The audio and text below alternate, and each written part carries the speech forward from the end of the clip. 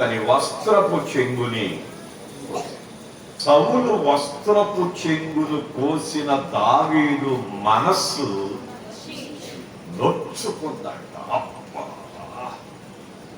ఎంత అజ్ఞానం పనిచేశాను, ఎంత దుష్టుని ఆలోచనతో నడిచాను, ఎంతటి భక్తిహీనతలోకి వెళ్ళిపోయాను.